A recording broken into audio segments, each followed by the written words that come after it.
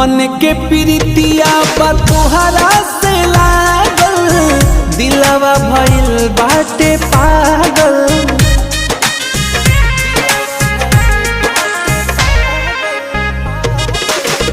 मधु से मीठ बोलिया मन करे सुनाते रही, बोले ले कोयलिया उठावा के चुमते रही।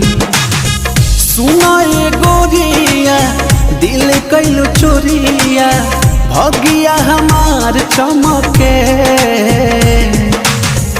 ए धनिया हो दिल जनिया हो, जिंदगी में आइलू बहार बन के हो। ए धनिया हो